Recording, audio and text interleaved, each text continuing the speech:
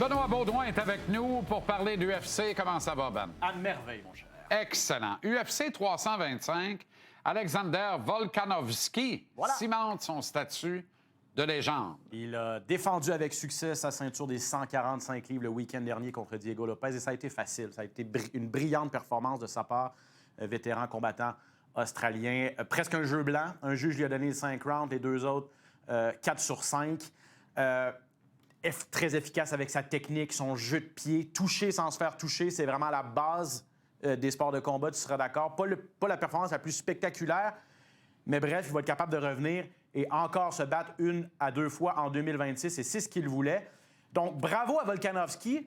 Très déçu, cependant, de Diego Lopez. On lui a fait une fleur, honnêtement, en le remettant rapidement en combat de championnat du monde. Les deux s'étaient affrontés en avril dernier. Et honnêtement, ça a été pratiquement un copier-coller du dernier combat entre les deux.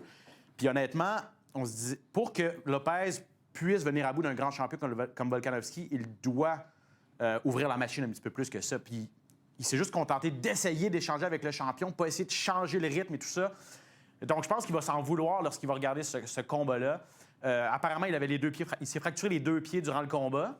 Donc, c'est sûr que ça n'aide pas à ouvrir la machine, surtout en fin de round. Mais honnêtement, je pense pas qu'on va le revoir en combat de championnat de sitôt. Et là, il y a un gros combat dans cette catégorie-là. 2 combattants invaincus, Movsar Evloev contre Lerone Murphy, un Russe contre un Anglais qui vont se battre à Londres le mois prochain.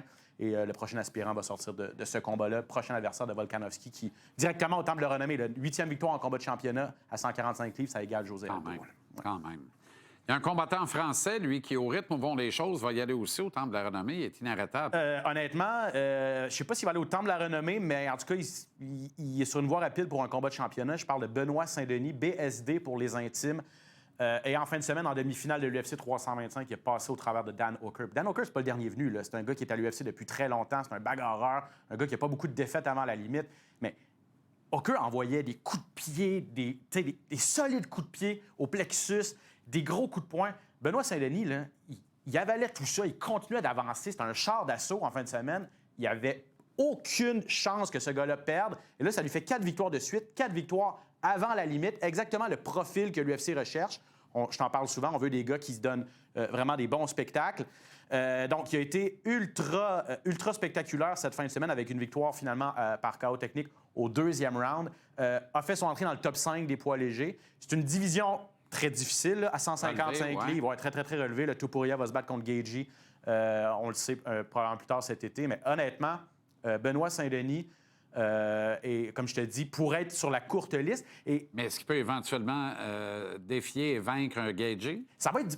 je pense que Gaethje, oui. Gaethje, oui, parce que Gaethje, c'est 2 gars ultra offensifs. Et Gaethje... il a tout avalé, comme je te dis, il a tout encaissé ce que Hooker lui a lancé. Donc, je pense qu'il est capable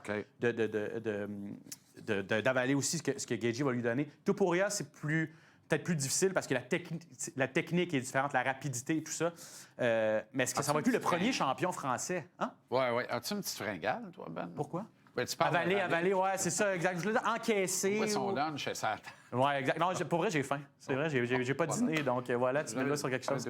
Marc-André Barriault en action ce samedi. Effectivement, donc on vous présente ça, c'est sur nos ondes de gala sur TVA Sport 2 dès 18h, carte complète.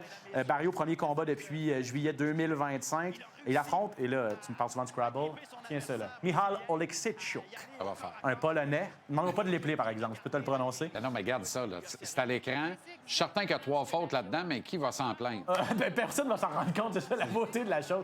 On voit le KO de Barriault à Montréal. Il a connu une année 2025 vraiment sensationnelle là, avec ce KO à l'UFC 315 qui lui a valu un boni de performance. Il a enchaîné ça au mois de juillet. Une défaite, mais il a vraiment bien fait. Donc, des bonnes sensations pour Marc-André Barriault et ça risque d'être un super combat contre Oleksiejczuk. J'ai parlé à Marc-André juste avant d'arriver en onde. On peut écouter ce qu'il a à dire sur ce duel. OK. Moi, je veux vraiment aller avec des combats excitants, justement, qui m'excitent moi en partant.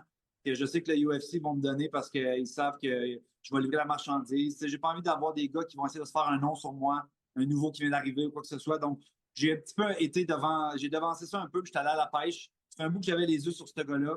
Je le voyais aller un peu, puis je trouvais que, justement, un peu comme moi, gagne-perd, sensiblement un style, justement, il avance vers l'avant, il aime se mettre la pression, il a l'air d'avoir un bon power. Donc, je me dis, c'est sûr que c'est un win-win, ce combat-là, définitivement. OK, Ben, on surveille ça ce week-end. Merci infiniment. Félicitations pour le prix étincelle de la Fondation c'est gentil. Georges Saint-Pierre. Très, très, très gentil et bon appétit, mon cher. Toi aussi, surtout. Ça va aller un petit peu plus tard quand même. D'autant plus, quoi, je pourrais manger du marinaro. Oh, ben oui, effectivement. Ben oui, pourquoi pas? petite tannée. Allez, ciao, Bello. Restez là. Tonino, dans quelques instants.